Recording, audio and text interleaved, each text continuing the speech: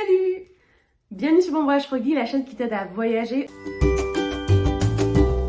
Aujourd'hui, je vais te raconter mes histoires de couchsurfing. Couchsurfing, pour ceux qui ne connaissent pas, c'est le concept où tu vas en vacances chez des inconnus et que tu ne payes pas de loyer, tu payes rien en fait. Voilà, tu es juste hébergé gratuitement par des inconnus, c'est un échange culturel, tout simplement. À l'époque où je le faisais, la plateforme était gratuite. Avec le Covid, ils ont décidé de faire un petit, voilà, ils ont demandé à ce que ce soit un petit peu payant, donc il y a un petit truc à payer, c'est vraiment pas grand chose. Et après, tu as accès à la plateforme avec tous les utilisateurs, où tu peux donc, du coup rencontrer des gens qui vont potentiellement t'héberger gratuitement pendant tes vacances. Moi, j'ai fait du couchsurfing plusieurs fois. Des fois, je l'ai fait avec une copine, des fois, je l'ai fait toute seule. Et franchement, c'est vraiment le truc que je conseillerais si t'es pas trop, voilà, effrayé par le concept, de le faire au moins une fois, parce que c'est vraiment une super belle expérience. Pourquoi? Parce qu'en fait, quand tu vas en auberge de jeunesse, quand tu vas dans un hôtel, l'auberge de jeunesse, un peu plus, ça va parce que tu rencontres du monde et tout, tu rencontres d'autres voyageurs. Et après, tu as le staff qui va t'amener quelque part pour des sorties, des fois, pas toujours le cas. Mais en tout cas, voilà. Et les hôtels, pour le coup, tu es tout seul. Donc voilà, tu vas pas faire de rencontres tellement dans les hôtels. Le couchsurfing, pour le coup, c'est top parce que tu vis chez quelqu'un qui est local, donc qui connaît la ville, qui connaît les bons restos, les bons endroits, où aller et tout ça. Un peu comme un guide touristique en fait. T'as juste vraiment à te laisser porter un petit peu. Alors, en général, t'amènes quelque chose quand même, un peu à boire, un peu à manger, tu payes ton repas. Voilà, il y a toujours... Enfin, c'est sympa de faire un échange aussi. Mais en tout cas, voilà, et t'apprends vraiment, tu vis chez quelqu'un, t'apprends à les connaître, ça devient presque des amis. Et donc, je vais te raconter rapidement dans cette vidéo toutes les fois où moi j'ai fait du couchsurfing. Toute première fois que j'ai fait du couchsurfing, c'était à San Francisco. C'est parce qu'en fait, quand j'ai eu mon rematch, on m'avait demandé de prendre une semaine de vacances parce que ma famille d'accueil ne pouvait pas m'héberger. Donc j'ai pris une semaine de vacances, mais j'avais pas les moyens de payer une semaine d'hôtel. Donc ce que j'ai fait, c'est que j'ai fait moitié auberge de jeunesse, moitié couchsurfing. J'avais fait, je crois, 2 nuits. Et donc j'avais été accueillie par quelqu'un dans San Francisco. Donc voilà, gratuitement, j'avais rien payé. Donc la personne travaillait durant la journée. Donc moi je partais, je me baladais, je faisais mes trucs. Et le soir, donc il y a eu le soir, on a fait une sortie. Donc lui, il avait une moto, Harley Davidson. Et que du coup, il m'avait amené tout en haut des collines de San Francisco la nuit pour aller voir la vue. On avait fait donc un peu le tour des bars, dans je sais plus quelle rue très honnêtement. Pareil, dans San Francisco et tout, franchement, c'était super sympa. Donc voilà. Ensuite, j'ai refait du couchsurfing une autre fois.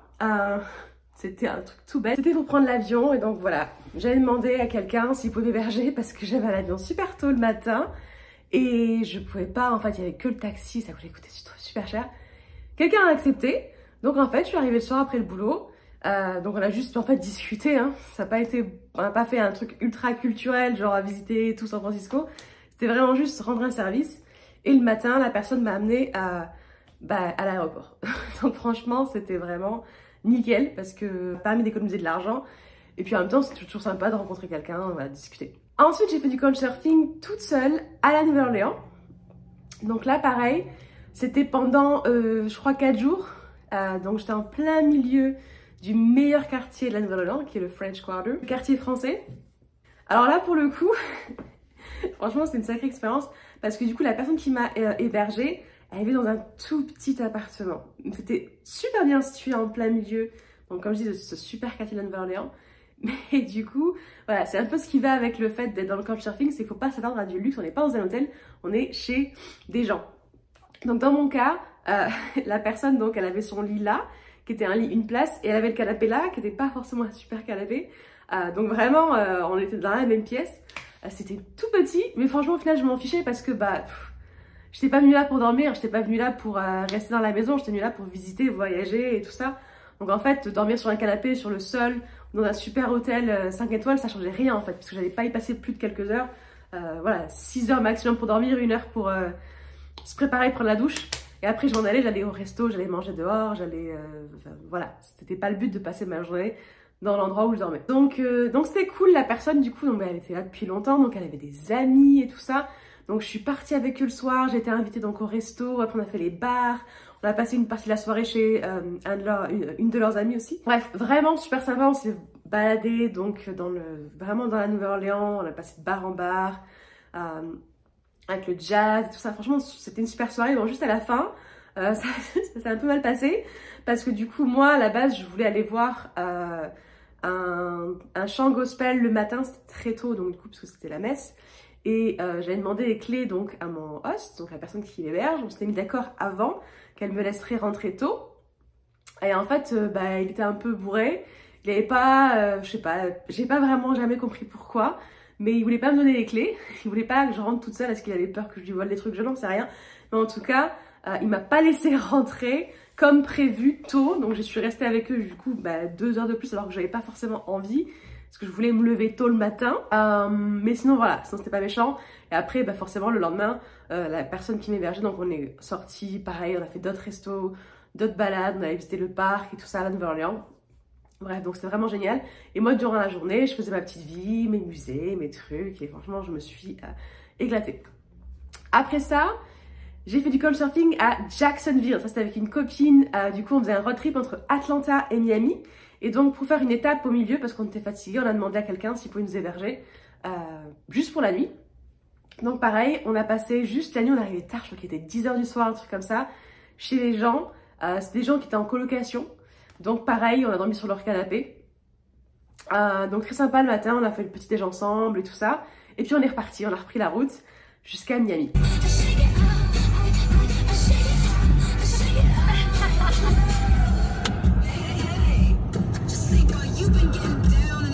À Miami, alors là pour le coup c'était... Franchement c'était assez fou. Qui avait trouvé ce couchsurfing, c'était un peu de la folie pour le coup.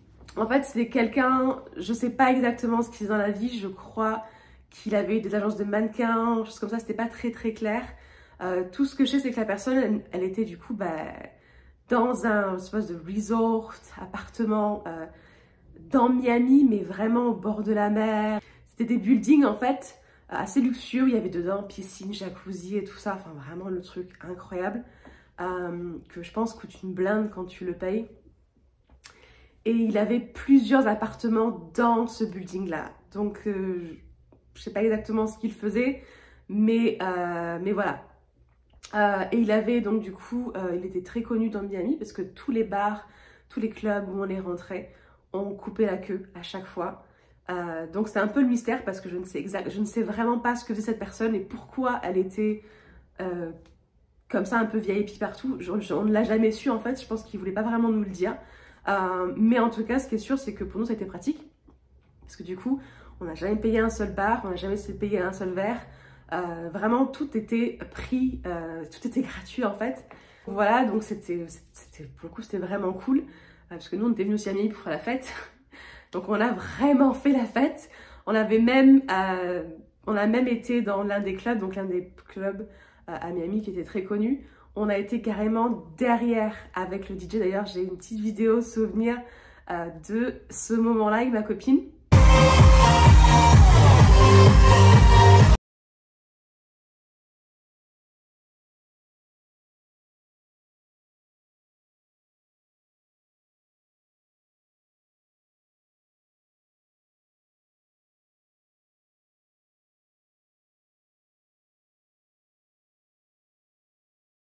Je suis sacrément intoxiquée sur la vidéo, mais ça c'est pas très grave.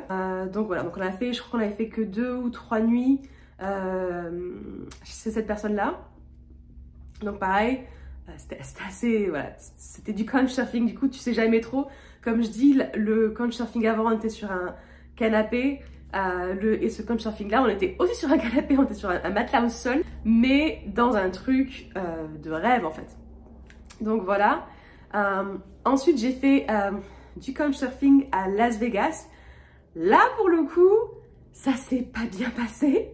Là, j'ai eu une mauvaise expérience. À l'époque, je m'en foutais un peu. J'étais vraiment super aventurière. Je l'avais fait plusieurs fois, le couchsurfing.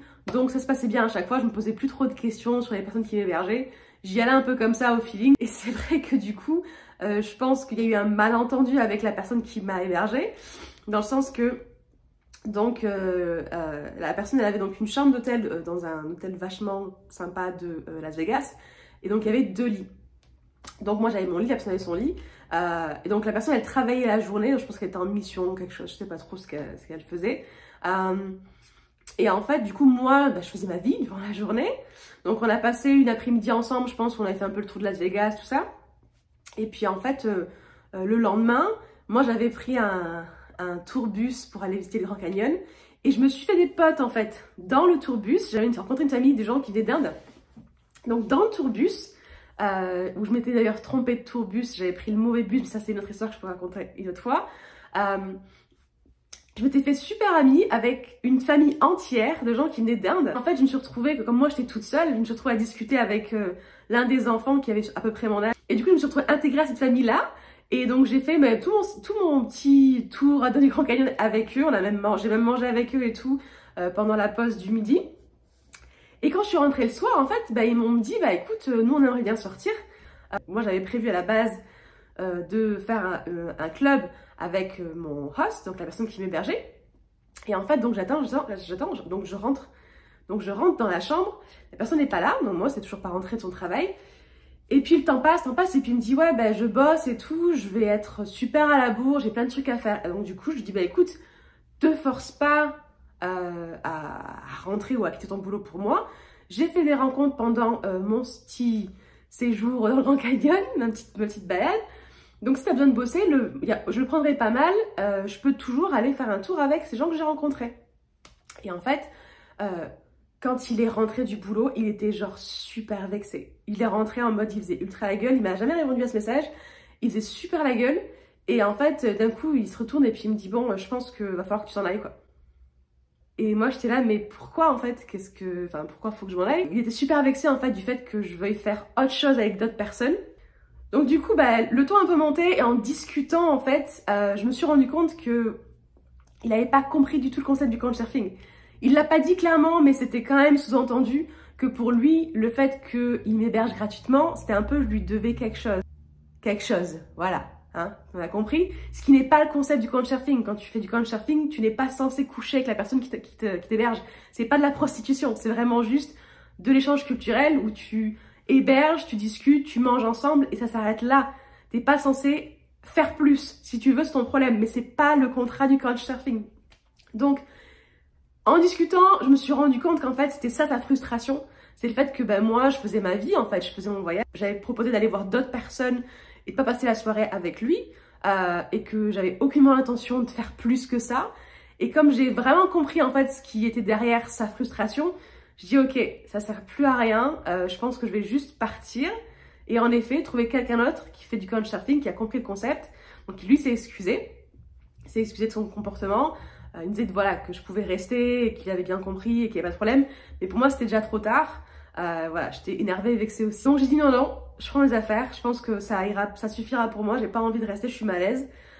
Donc j'ai texté en fait les gens que j'ai rencontrés. Je suis allée les voir parce que c'était dans mon hôtel. Donc je suis allée dans leur chambre, je suis restée avec eux, et pendant ce temps-là, donc on a discuté et tout ça. Finalement, ils sortaient pas. Donc moi, j'ai fait mes recherches pour une nouvelle personne en couchsurfing, qui là pour le coup m'a hébergé donc pareil une seule nuit. Ensuite j'ai fait une autre personne encore à Las Vegas qui là m'a hébergé pour 2 nuits. Donc voilà, donc là pareil ça s'est très bien passé avec les autres personnes, il n'y a eu aucun problème, vraiment super sympa. Et la deuxième personne en plus avec qui j'ai passé 2 nuits, pour le coup pareil, j'ai été invitée à une soirée avec ses amis, on a fait du kart, on a mangé au resto et tout, et après moi je me suis baladée, je fais ma petite life. Donc vraiment sympa. Ensuite, j'ai eu une expérience aussi, c'était donc à New York, dans le Bronx. Il avait, je pense, je ne sais combien de gens qui venaient, parce que moi du coup, on était déjà 2 copines à moi, plus un pote à moi qui venait de France, qui était en master au Canada. Il y avait d'autres gens que je connaissais pas. Je pense qu'il y avait au moins 10 personnes dans l'appartement qui faisaient du couchsurfing. On était tous sur les canapés, le sol, enfin je pense qu'il y en avait dans tous les sens. L'appartement était vide, il n'y avait aucun meuble à part des canapés et des matelas. Donc c'est quelqu'un qui avait plusieurs appartements, je pense, qui était un peu rentier ou comme ça. Et il avait un appartement dédié au couchsurfing parce que du coup il avait envie de rencontrer des gens et tout ça. Et donc il y avait sans arrêt des gens qui venaient pour le couchsurfing. Et donc nous c'est comme ça qu'on s'est retrouvés là-dedans. Donc c'était pas mal, c'était cool aussi. Moi j'avais pas pu faire la soirée avec eux parce que j'étais arrivée trop tard. Donc j'avais loupé toute la soirée, mais du coup j'avais quand même fait un petit peu la journée et tout ça. Donc c'était un peu dommage parce que du coup, moi mon bus il est arrivé genre je crois à 6 h du matin. Donc j'avais loupé toute la soirée qu'ils ont fait tous ensemble entre couchsurfers. Mais bon c'est pas grave, c'était quand même sympa. J'ai quand même pu discuter avec un peu tout le monde très rapidement et tout. Et après on a fait nos petites visites dans New York. Donc voilà, du coup, vous avez pu voir, j'ai fait du couchsurfing avec des gens, avec des amis. Je fais du couchsurfing toute seule, donc je suis une fille. Donc voilà, j'ai eu 99% de bonnes expériences. J'en ai une qui s'est mal passée. Donc, tout ce que je pourrais te dire, c'est quand tu fais du couchsurfing, même si tu as eu plein de bonnes expériences comme moi, toujours quand même prendre des profils qui ont beaucoup, ou au moins suffisamment d'avis et d'avis positifs. Parce que voilà, moi c'était un peu mon erreur de me dire comme ça s'était passé très bien à chaque fois, que quand j'ai vu un profil sans trop d'avis, de me dire bon de toute façon enfin voilà, c'est du couchsurfing, c'est cool, les gens sont de bonne ambiance, comprennent le concept, ça a été mon erreur aussi. Donc de surtout toujours, même si tu as eu que des bonnes expériences, quand même prendre des profils qui sont avec plein d'avis positifs. Voilà, parce que finalement, voilà, on ne sait jamais. Mais de pas avoir peur, vraiment d'y aller, l'esprit ouvert, de vraiment y aller de bonne humeur, de dire ok j'y vais parce que j'ai envie de rencontrer des gens, de discuter, d'apprendre la culture locale, vraiment, et puis d'amener un petit truc, payer un petit repas ou un verre, ou voilà, donner quelque chose en échange, faire à manger peut-être, parce que bon, même si c'est gratuit l'hébergement, c'est toujours sympa de donner quelque chose en échange. Même si amener une boîte de chocolat, on s'en fiche, faire des crêpes le matin. Essayer de voilà, donner quelque chose un peu comme ça. Mais en tout cas, c'est vraiment des belles expériences. Je vous conseille au moins de le faire une fois si vous êtes voilà, en vacances et que vous voulez vraiment vivre sur place avec des locaux. C'est une super expérience. Donc c'est tout pour cette vidéo. J'espère que ça vous aura plu. Gardez bien en tête tout ce que je vous ai dit. N'hésitez pas. Si vous voulez nous rejoindre, la communauté Bon Voyage for Guide, donc il y a le groupe sur Discord. J'accompagne moi aussi du coup ceux qui veulent partir à l'étranger, donc voilà. Et puis du coup merci beaucoup d'avoir regardé cette vidéo. N'hésitez pas à mettre des commentaires si vous avez des questions, choses comme ça. L'histoire du couchsurfing est aussi expliquée sur mon blog avec les photos et tout ça si ça vous intéresse de voir un peu plus. Mais en attendant, je vous souhaite à tous une très bonne soirée, très bonne journée. Merci d'être là et à très bientôt. Salut!